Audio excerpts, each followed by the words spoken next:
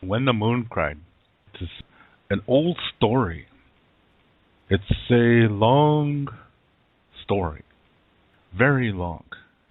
You could make a movie out of it. It would be like a Lord of the Rings kind of movie, yeah, because there's so many characters in this story, and there's like 3 scenes in the story, and all these things are happening at the same time, and it's an epic. This is what's really cool about these stories. I'll describe the scenes for you. In one scene, it happens at a certain time period in which there's no humans on the earth yet. There's plants, there's various animals, there's only one continent. It's like the earth in its natural state, but without people. So it must have been wonderful. But there were 2-leggeds on the earth, but they were not human. Who do you think they were? Who do you think they were? There were 2-leggeds on the earth at this time, but no humans. Who do you think they were? There's probably a lot of people saying, oh, they're aliens. That's what they were. No, there were no aliens. There's an animal that most people, when they see this animal, they see it like it has 4 legs. And so they see this animal as a 4-legged. But it isn't. It is 2-legged. Who do you think it is? I'll let you think that one out, but I'm going to continue the story.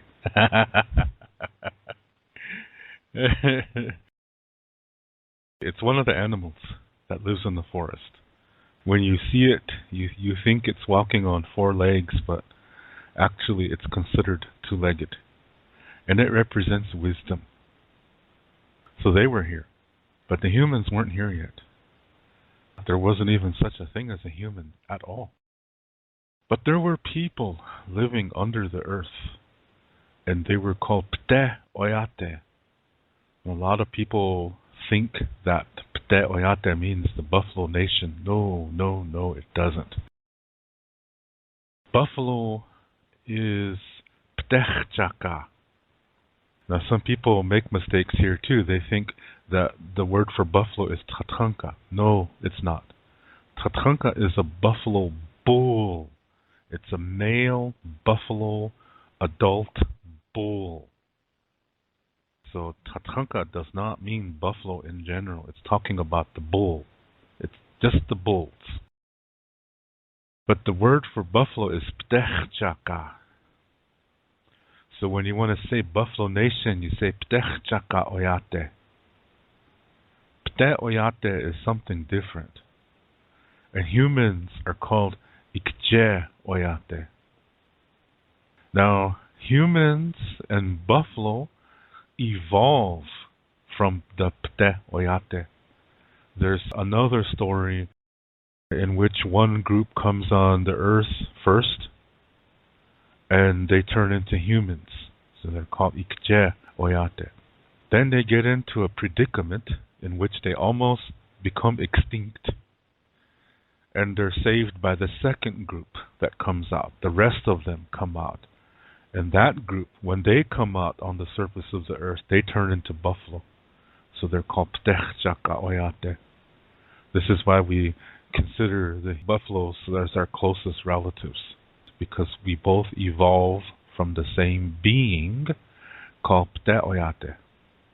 But in this story, there's no buffalo on the earth, and there's no humans on the earth yet. The Pte Oyate are still living under the earth. And at this time period in the story, the leader of the Pte Oyate is named Wazia. He's a very wise person. And his wife, her name is Wakanka. This means mysterious. And she is able to see into the future. However, she teaches something about the future. She says that it changes all the time. It's because you change. Your thoughts change every second. So if you were to look into the future right now, you will see something. But a minute later, it's going to look different. It might be similar because your thought is still there, but it's altered. If you look tomorrow, same time, it's going to be different because your brain is thinking different thoughts. Or maybe you've thought on it a long time and you thought, maybe that develops it, so it fine-tunes it. Sometimes when you're thinking on something, if you look into the future, you see something, but the more that you tune it, the more that you think about it, if you look in the future again a couple of days later, it's going to either be fine-tuned or it might be something different. But the thing is, it's changing. It's not written in stone. This is what we learn from Wakanka. This is possible to do. From Wakanka, we learn about visualization, that however you would like your life to be, or you're trying for something, you set a goal or something, and every day you're supposed to take time to visualize that you're already there, that you already have it, or you're already at your goal. So you take some time to enjoy that as if you already have it. That makes you feel good. You're getting medicine. But at the same time, what you're doing is you're implanting that pattern into your brain so that it's going to focus more on that. And that's going to open up your deeper consciousness to get inspiration and ideas on getting there. That's why you visualize, to bring that and put that pattern on you. And then you get ideas, like I said. So these are the kind of things that we learn from Wakanka. She's a kind of a sacred person. Anyway, they had a daughter named Ite. She's a very beautiful lady. But she was also very warm. She wasn't vain. She's physically beautiful, but she's not a vain woman. She's very humble. She's very soft-spoken. And she's a delight to be around because she's just a nice person. She's generous, and she's really, in Lakota, we say, washtechake. Everything I said, that's what washtechake means. That's what she was like. So this is one scene. There's some things that happen there. Another scene is kind of related to the scene I just told you. In this one, it's a side storyline in which we have the wind who transforms into a Pte man. He wants to go among the Pte Oyate to help them in whatever way he can. He's very helpful. So he wants to go down there and help them out. And as he's going among the people, he earns a reputation. He's just helpful.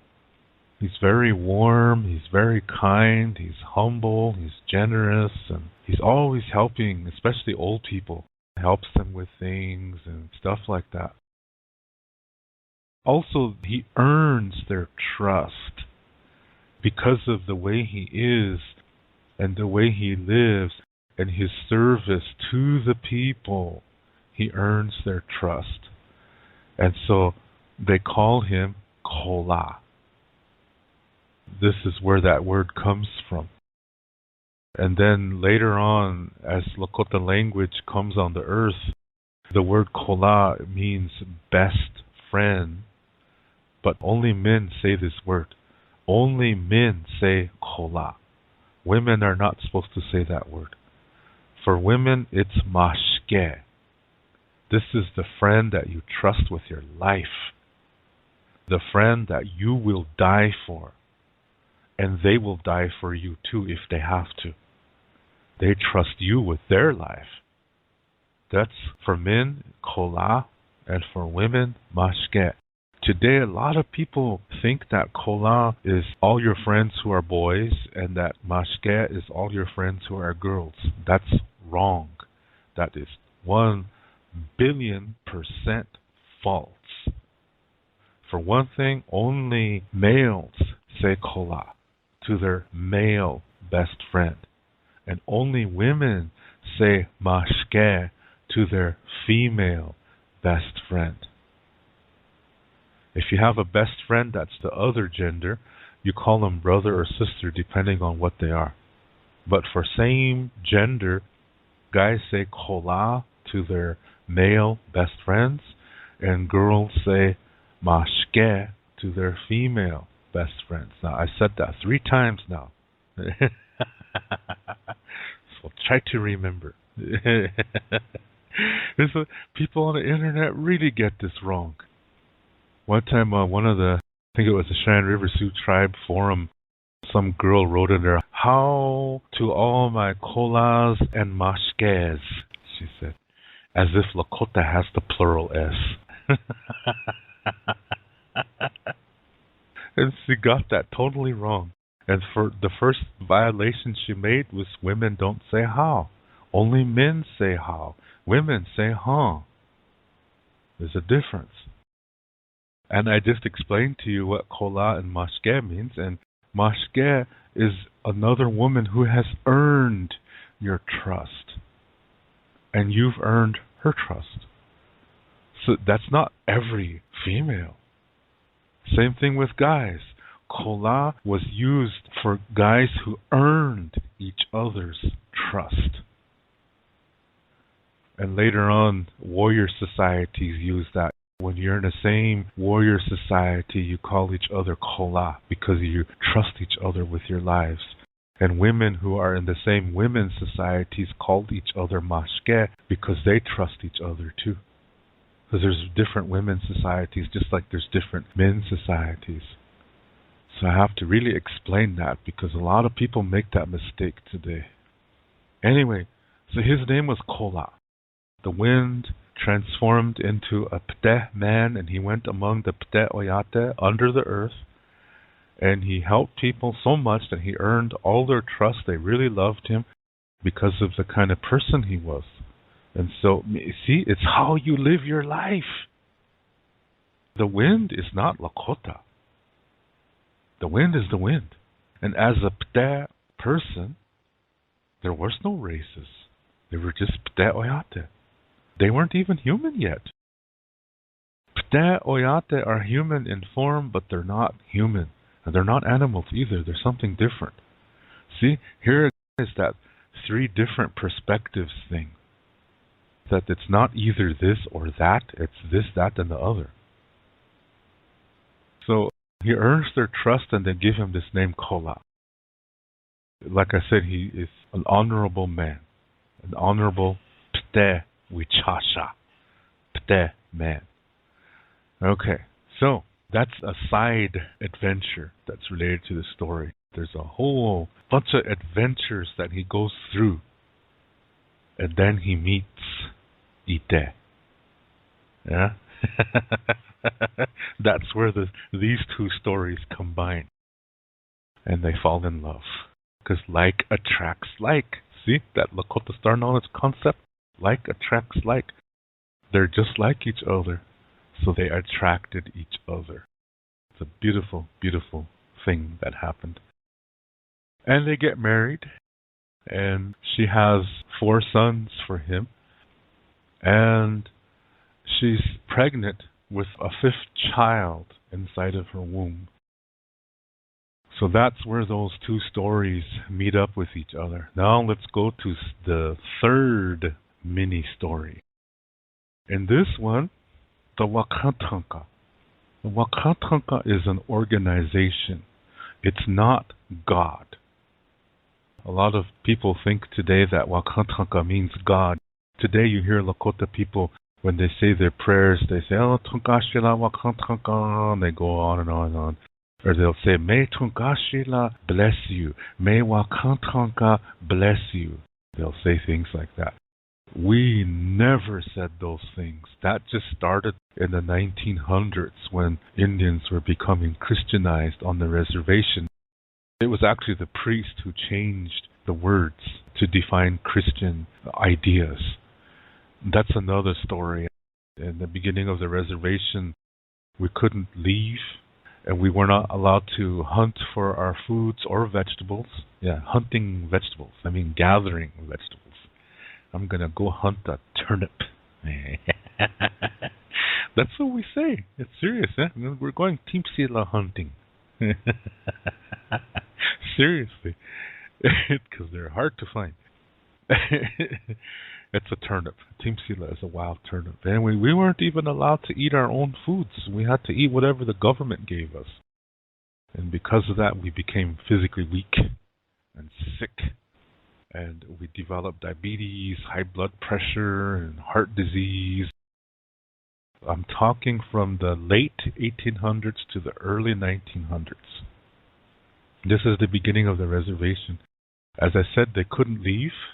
And in April 10th, 1883, the United States made a law that said all Indian languages and ceremonies are now illegal. So in public, we were not supposed to do these things. So then we were hit emotionally and spiritually. So we were hit physically because we're getting all these diseases from eating unhealthy foods that America is giving to us. And we were hit emotionally because we couldn't speak our language in public. And we were hit spiritually because we were not allowed to do our ceremonies. And that leaves only one part of the self left. That is the mind. And that's how we became weak-minded. Those are the four parts of the self: the physical body, the emotional part, the spiritual part, and the mind. So those four parts are connected. So in the early days of the reservation, we were hit in three of the four parts, and then we became weak-minded. Then America made a law that split up the reservation and put it 160-acre parcels, and every family had to live on one of those parcels. And this meant that we couldn't see each other all the time. So that was the breakdown of our community way of thinking. And then the churches came, and they were telling the Indians that if they come to church, they'll see all their relatives. So they looked forward to going to church so they could see everybody again. And like I said, they were weak-minded at this time because of the things that I just explained. And then they started to accept what the priests were saying. The priests were saying that most of the Lakota beliefs conflict with the Bible, so that means Lakota spirituality is from Satan. That's what they said. And so they used Lakota words to define Christian things. And that's when they started using the word Tangasilan to mean God. And they started using Wakantanka to mean God. And this is false.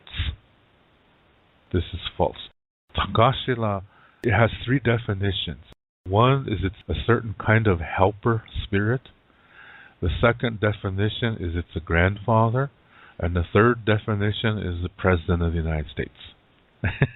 Seriously. Those are the three definitions, but it is not God, because there is no God in Lakota Star Knowledge.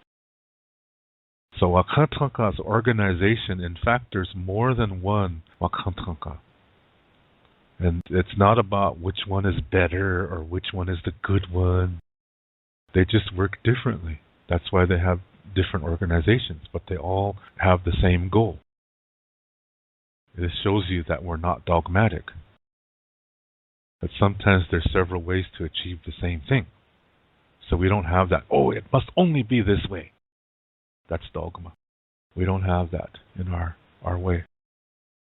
So the Christian priests changed a lot of Lakota words to define Christian concepts. So most Lakota people today are not really using those words correctly. So I have to interject that here really quick. Now, let me return to that third portion of this bigger story, this When the Moon Cried story.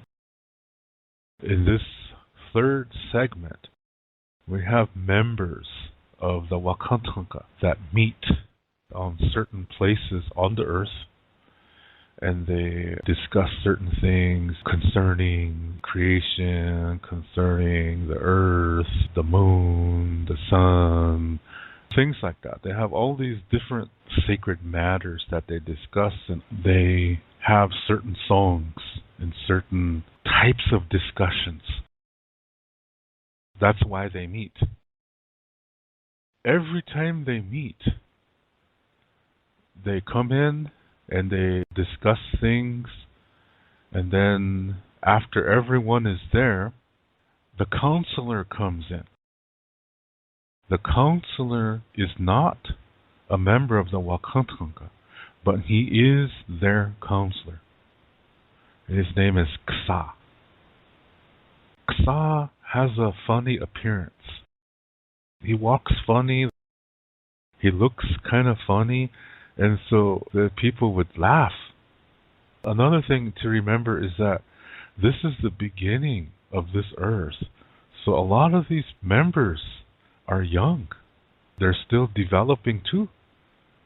And so they're not mature yet at that time. Some of them are mature, but some of them aren't.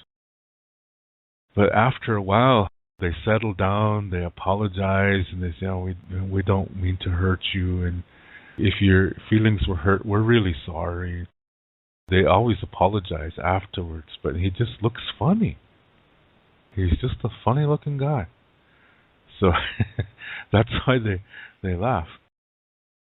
Well, after thousands and thousands and thousands of years of this, he gets tired of it. And he decides he's going to play a trick on the Wakantanka, because he doesn't want them laughing at him anymore. That is the third scene. So you have all these different adventures happening. The first two that I told you, I showed you how they join with the marriage of Kola and Ite, and that she had 4 boys for him. And at this time of the story, she's pregnant with the 5th child in her womb. Okay, now the third part that I just told you, that's going to join this first 2 parts. And how that happens is Ksa, I'll just call him the counselor, okay, so you know who I'm talking about. The counselor has this idea to trick the Wakantanka. He wants to belittle the Wakantanka. He wants revenge. So this is going to teach you about revenge, this part of the story. So he has this idea. Now I have to come back to the first 2 segments. As Ite, this really beautiful Pte woman, as she is pregnant with the 5th child inside of her, her mother, remember, her mother is the woman who sees into the future. She sees that Kola is Wakantanka, which is true. He's the wind. He's one of the members of the Wakantanka. And she sees that in the future, the 4 boys are going to be Wakantanka too. So where does that leave Ite? So they would like to see their daughter become Wakantanka too, so that the family will always be together. That's what she desires. The counselor picks up on this, because this guy's really wise. He senses things. He's like a Jedi. Yeah? There's been a disturbance in the universe. Or how do they say that? I feel a disturbance in the universe. One of the astronauts farted on the moon, yeah? I feel a disturbance.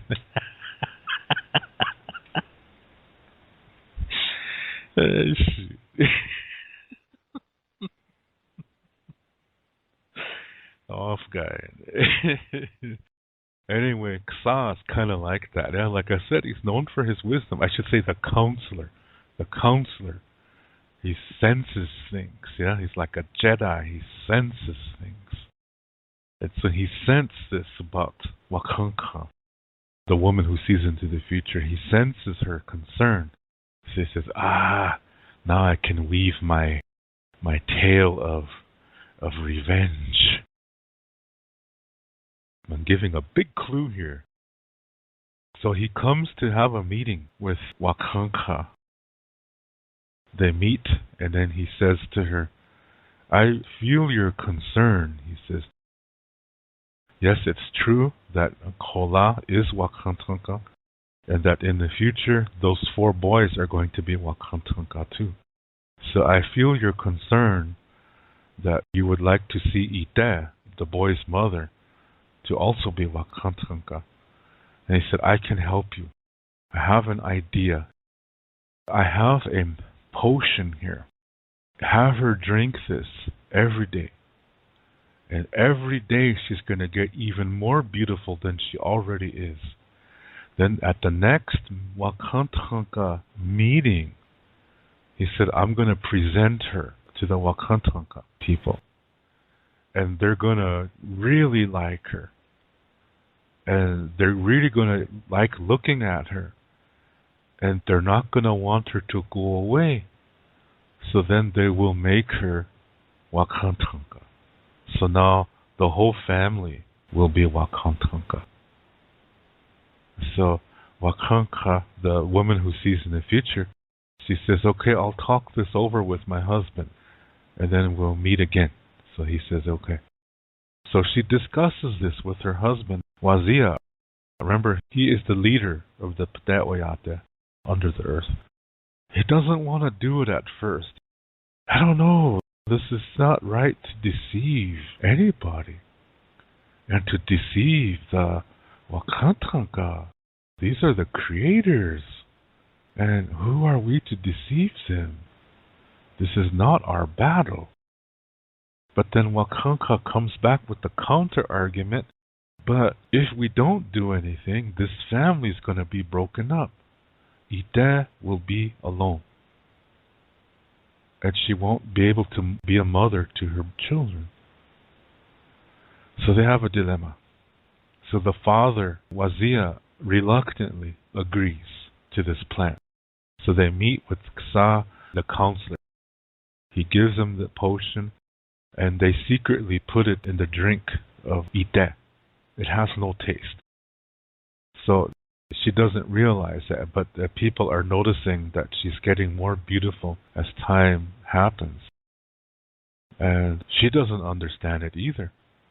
But as people are starting to just go, oh, wow. She's starting to become vain. Now she's slipping.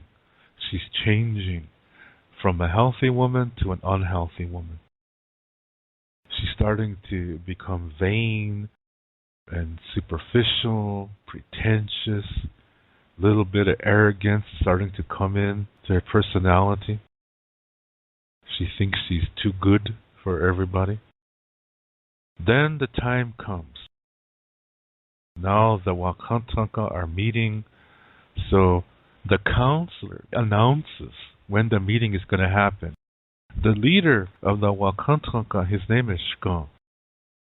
And he tells the counselor to tell the people we're going to meet, and we're going to meet at this location. And sometimes when their meetings are very sacred, they have certain garments that they have to wear. And if it's just a meeting of general discussion, they don't wear those garments. So Shka, the leader of the Wakantanka, tells the counselor this is a sacred meeting, so that means they have to wear their sacred garments at the meeting. So he said, tell everybody to be there at a certain time and we're going to have a sacred discussion. So the counselor says, okay, so he goes tells everybody this information, except the moon.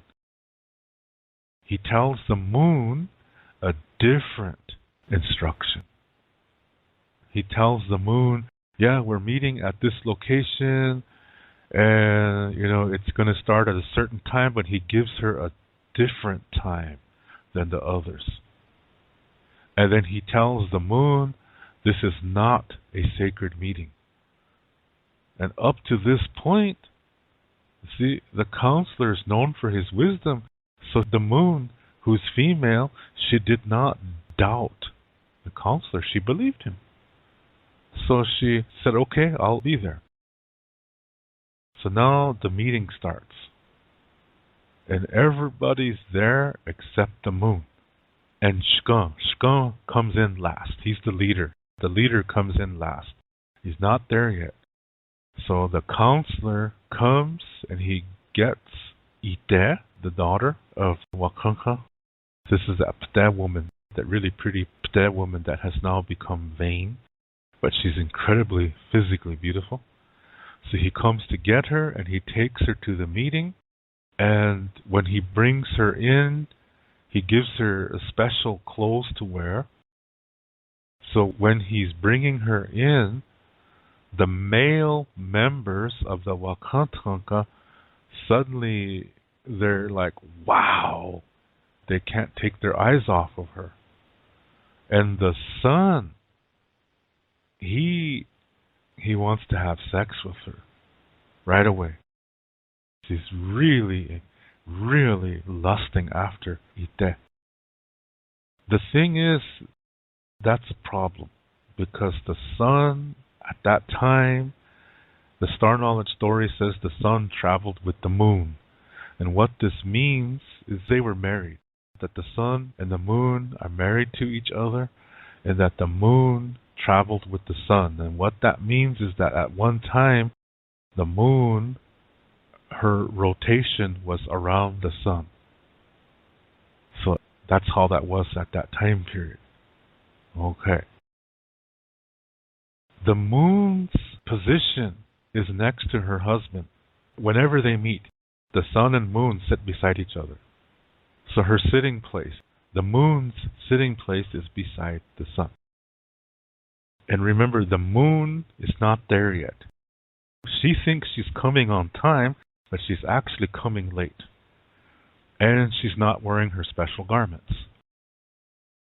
So, the sun says to Ite, this really pretty Pte woman, he says, here, sit beside me.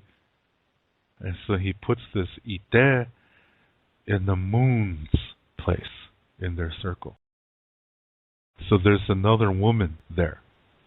And he can't take his eyes off of this woman. He's feeling her up and he's just really lusting after her. Just then the moon comes walking in. And she sees that there's another woman in her place. And that her husband is just lusting after that woman. Then she throws her hair in front of her face, turns around, and goes out crying. Because she doesn't have her special garments on either. She feels like a fool. As she's leaving, she runs into Shkun, the leader of this group. And he says, why aren't you wearing your garments? And then she said, the counselor told me not to. Shkun said, why are you late? And she said, the counselor told me to come at this time. So now Shkun knows there's something wrong. So he says, come with me, we're going to straighten this out. Let's go to the meeting and let's see what's going on. Let's get to the bottom of this. And Shkun, like I said, is the leader of the Wakantanka. And because of him, life is on the earth. But this is not God. So please don't equate this to the Christian God, because it's not. This is something different. This is what allows us to live on the planet. Our stories say, when you look at the sky and there's no clouds in the sky and it's clear blue, that blue is Shkun. That's who that is. So you're looking at things like the ozone layer, which is protecting us from harmful radiation and stuff, and that allows us to live. And Shkun and Kola are best friends. They're like brothers. They're really best friends, and Kola is the wind. When he comes to the Wakantanka as a Wakantanka, his name is Tate. So he's coming now. And then he sees what's going on too. He sees that his wife, Ite, is really letting another man feel her up. And the moon, see, her husband is the sun. And she sees her husband feeling this woman up. So both of them are brokenhearted. They caught their partners cheating with each other. So Shkan is like pure love. And when anything unhealthy is in the presence of Shkan, it tries to escape. Because the power of love is that powerful. See, unhealthy energy cannot stand healing.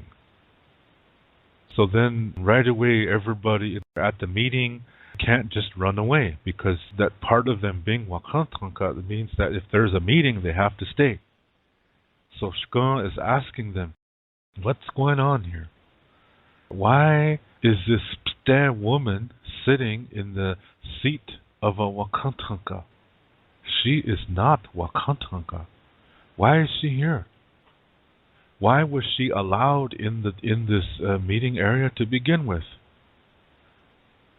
So the first thing he did was he told Ite to leave, to get out of that sitting place. That is not your place. Get out of there. And then he places the moon in a different location. He says the moon and the sun no longer are together. He also says to Tate that what your wife did was really a bad thing and she cannot be married to Wakantanka anymore. And Tate agrees. And he's brokenhearted, but he agrees that this cannot be. If she were allowed to stay, that would violate the universe. So they have to be divorced. And as that divorce is being decreed, she goes into labor. And she has the 5th child prematurely. It's a little boy. And so the daughter of Shkan comes to this area next. And she takes the little boy. And she says, I'm going to watch over him until this matter is settled. So she takes that baby away from Ite.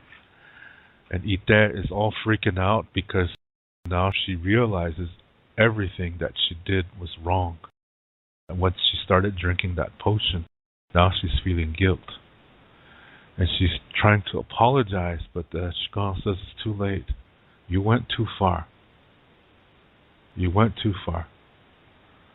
The counselor is there and he's trying to avoid Shkan. But eventually Shkan talks to the counselor. The counselor cannot lie. In the presence of pure healing power, you cannot lie. You cannot tell a lie. So he's telling the truth, and he tells what happened. He tells about that potion and that pact he made with Ite's parents. Everything comes back to the counselor. First of all, Shkan says for Ite, the pretty Pte woman. Remember, she gave birth to the 5th child, and Shkan said, you're not worthy to be a mother. You're no longer a mother to these boys. They deserve better. It's obvious that all you're thinking about is yourself. You become a selfish woman. You violated your sacred calling of motherhood and of being a woman. So he says, you can keep that pretty face, but a second one is going to grow right beside the pretty face, and it's going to be incredibly ugly. So now you're going to have 2 faces. This is because of what you did. You're the one who's creating that second face. It's not me. So as he's saying this, her head turns and then a second face starts to come out from her head. And people really back away. They're like, that's it. They get scared because it's so ugly. And so she tries to cover it with a cloth. And then Shkan says, you're going to walk the earth forever. You'll never have any more children. You'll never have a man or a partner. All that's over for you. He said, this is your fate. You created it. This is the consequences of your actions. You have to be responsible for whatever consequences that happen because of something you chose to do. You have to accept those consequences and live with it and somehow make the best of it. And her name changed to Anung Ite, the double-faced woman.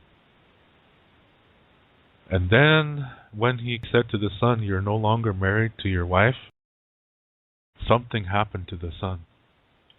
A huge solar flare came out of the sun, and it hit the moon on one side, and it caused the moon to go off its rotation around the sun. So now the moon was falling and falling and falling, and the earth caught her. The earth's gravity caught her and helped to heal her. So from that time, the earth and the moon really have a special sisterhood. And they create mashke, best friends, for girls, for females. That's mashke. And that's why one side of the moon is damaged. We knew this millions of years ago. But today scientists learned that, once their lunar thing that landed on the moon and they were able to see the dark side of the moon and they said, gee, it's all bombed up. This is coming from that story. We already knew about that. Of course, today's astronomers say that, it collided with another planet, or the moon is actually a piece of the earth, or the moon is actually a piece of another planet. They come up with all these things, but Lakota Star Knowledge says this happened. So we already knew that the other side of the moon was damaged because of the sun. And that's why they're divorced. So whenever the moon comes into the path of the sun, she turns her back to him. So when we see moonlight, or when we see the moon, that's her back. Because she never will face the sun again. That's interesting, isn't it? And then the parents, Wazia and Wakanka, of this now double-faced woman were brought to Shkan. And Shkan asked them, why did you enter this pact with the counselor? And Wakanka was trying to justify this by saying she knew that Kola was really Wakantanka, and that his Wakantanka name is Khate, and that the 4 boys, her grandsons, in the future are going to become Wakantanka, and they did. Today they're the 4 directions. They made the 4 directions, so they're members of the Wakantanka today. So she's correct in that. And she said she felt it wasn't fair that her daughter wouldn't be in this, and she thought this would help her daughter get in. So Shkan said, but the thing is, she became vain, and she started to like it, to get men to lust after her. She liked that, when men lusted after her, and she became selfish. How can somebody like that be in the Wakantanka? So he said, yes, you saw the future, but this goes to show you the future is not written in stone. Because you didn't see this meeting. You didn't see your daughter getting a second face. So the future is not written in stone. That's something you should know, he said. You should know that the future is not written in stone. But you tried to force it, and it backfired. So he divorced the old couple too, and sent them on the earth too. So the old lady walks the earth, and the old man was sent to live in the north. That's why the north direction has Wazia in that name. Waziata is north. Yata is one of the four guys who creates the four directions. He lives up there with his grandfather. That's another story. Anyway, so 3 divorces. Tate and Ite, the sun and the moon, and Wazia and Wakanka. So then Shkan now addresses the counselor and says, why did you do this? And the counselor said, I'm tired of these others laughing at me all the time. So I wanted to get revenge. So Shkan says, you were known for your wisdom, but because you were more concerned about what others thought of you, you lost clarity and you lost wisdom. Because they always apologize to you and they say they're sorry and they're learning, but you still wanted revenge. Revenge is never justice. Never. And so while he's saying this, the counselor throws himself on the ground. He's trying to crawl into the earth to escape the presence and power of love coming from Shkan. And so Shkan says to the counselor, that's what you're going to be now. Now you're Iktomi. He's trying to get away like a spider digging into the ground. That's the word for spider too, in Lakota, by the way. So he says, now you're no longer the counselor, now you're the trickster. And any time you try to trick a healthy person, your trick will backfire on you. And so this is how Iktomi came to be. He's always telling people, hey, do you know what those guys said about you? Oh, what'd they say? They said you guys are really funny looking. Let's go beat them up.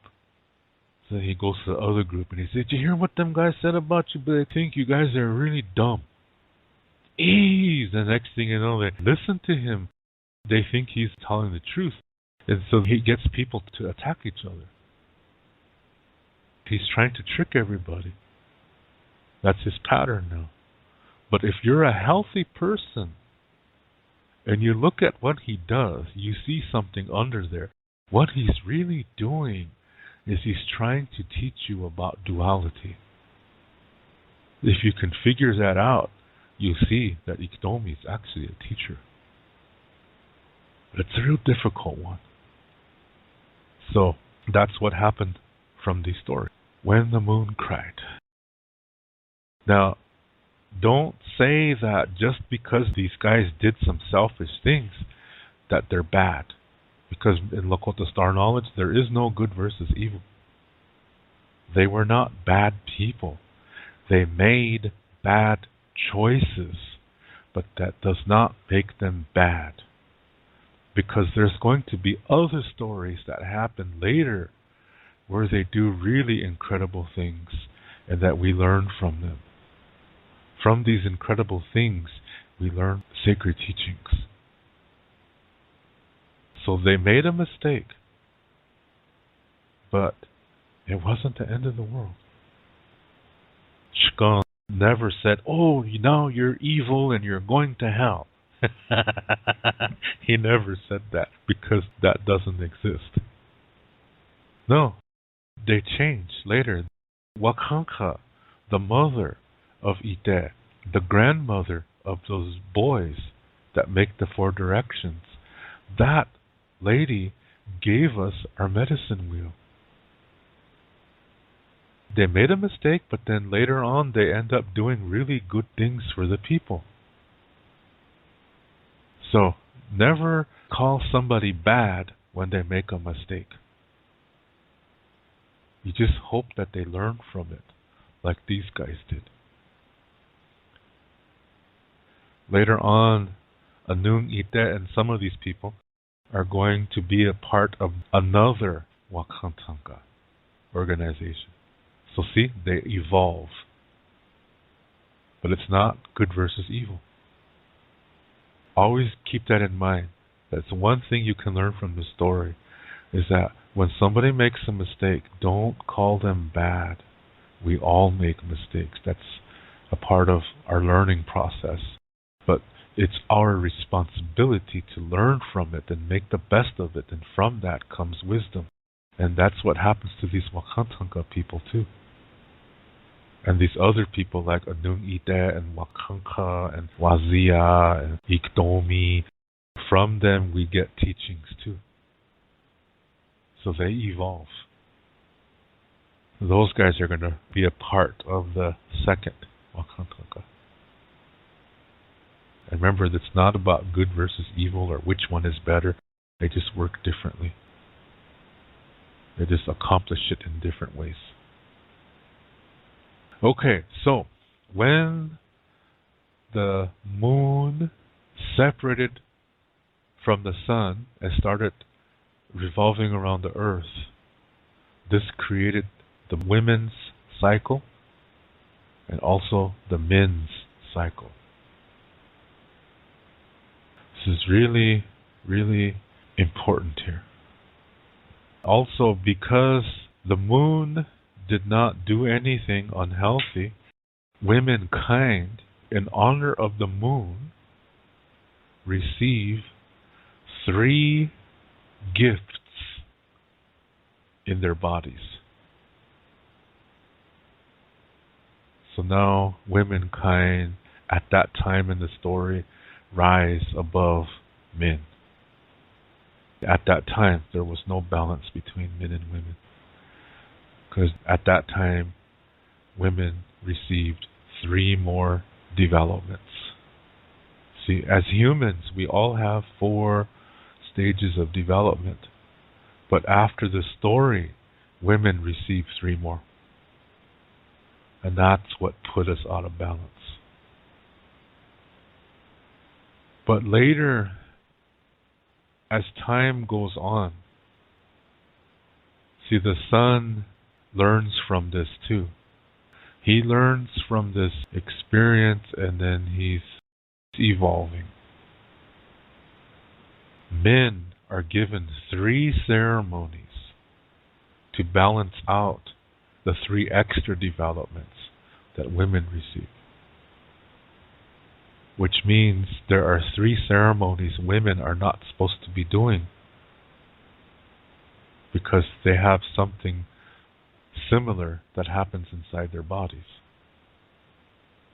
This comes from Lakota Star Knowledge. So the cycle of the man has to do with these 3 ceremonies. This is a really ancient thing. And when that happened too, the language changed. So now women started ending their sentences one way, and men ended their sentences in another way. And our language is still like that today, those of us who still speak it. So at this point, like I said, men received 3 ceremonies in honor of the sun, so that we can come into balance with women. Which means to keep that balance, to maintain that balance, to nurture that balance. Women are not supposed to be in these 3 ceremonies. Those ceremonies are Inipi, the sweat lodge, Wiwayang Wachipi, the sun dance, and Hamblecha, crying for a vision. These are male ceremonies.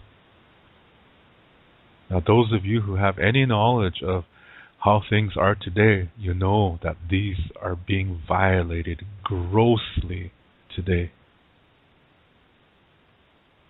When women do these ceremonies, they're upsetting the balance again. It's like taking their hearts out and throwing it on the ground. Now our nation is dead. Every time a woman participates in one of these three ceremonies, she's ripping her heart out, throwing it on the ground, and killing her nation. It's a really old story. Not many people know that story today. That's why they're violating it. Today, women think like Western women, and they say, well, if a man can do it, a woman can do it too. This is not true. Because reverse that statement. If a woman can do it, a man can do it too. Is that true? Hell no. We cannot get pregnant. We cannot deliver. These are all natural things, and we cannot do those things. So we have to do something else to maintain this balance. And if women do that something else too, then they upset the balance again. In my lifetime, I've heard several really old Lakota grandmothers in their 90s say that the day a woman can go in a sweat lodge, do a sun dance, and do a crying for vision ceremony is the day that a man can get pregnant. I've heard several old Lakota ladies say this in my lifetime. They still knew that knowledge. They were not Christians. And what they're saying is the truth. That's really ancient knowledge there. And now today, most people don't know this, or if they hear this, they disagree. And they say, well, if a man can do it, a woman can do it too. That's not Lakota thinking. So there are certain things that men do, and there are certain things that women do. And they can complement each other if they want to, but neither one is more important than the other. So when men do these three ceremonies, it doesn't make them better than women. It just means they're coming into balance with women. So just because women can't go to those ceremonies, it doesn't mean that they're less than. Not at all. And this is also the reason why only men are supposed to wear eagle feathers. It's also the reason why only men sit at the drum. It's also the reason why only men can have pipes. It all has to do with this story. These are things that we have to do to come back into balance with women. It doesn't make us better at all. So when a woman says that, well, if a man can have a pipe, then a woman can have a pipe. After all, it was a woman who brought the Lakota people the pipe. Yes, a woman did bring the white buffalo calf pipe, but it was not her pipe. She was a messenger. She's the daughter of Sicangu. I already told you about who that is. She just brought it, but it did not belong to her.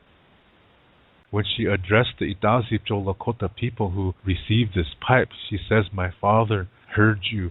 She's not talking about God. She's talking about Sicangu. That's her father. A lot of Christian Indians say that she's talking about God. No, she's not. So, when you look at these cultural things, you have to look at it through the eyes of the Lakota perspective and not the Western perspective, not the dualistic perspective, not the women's lib perspective or the feminist perspective. You have to look at it through the Lakota perspective. So this is really, really important. So those of you who have been to the reservations, you've been to sun dances, and you've been to sweat lodge ceremonies, now you can see how gross the violation is today. And now people burn sage and they say it's to keep away the evil spirits. There is no such thing. In Lakota Star Knowledge, there is no such thing. That's a Catholic influence from the early 1900s when we became Christians, as I explained earlier. So there's a lot of things wrong with the ceremonies of today. There's a lot of violation. There's a lot of unhealthy energy. Some things require that you speak Lakota, and that's not being followed. That's not being honored today. What I'm discussing here, like I said, this is a really epic tale, and I really gave you the shortcut version here, yeah? This Anung Ite represents duality. She's teaching what duality is. But she's also teaching to look at everything. When you're looking at something, that you look at everything. That you don't just look at the part that you like. That you don't just accept the part that you like, but you look at the whole thing and try to learn from it as much as you can. And there's other things about Anung Ite that are really special too, that come later. Like, for example, sometimes there's children born who have both the male and female perspective in their minds, in their brains. These are sacred people. She brought that to us. And through those people, we receive healing. These are not gay people. Today, people make that mistake. They think that gay people and lesbians come from that. No, they don't. That's something different. Homosexuality is a whole different concept. So, this information is all coming from Lakota Star Knowledge. This is really ancient stuff. And today, it's grossly violated.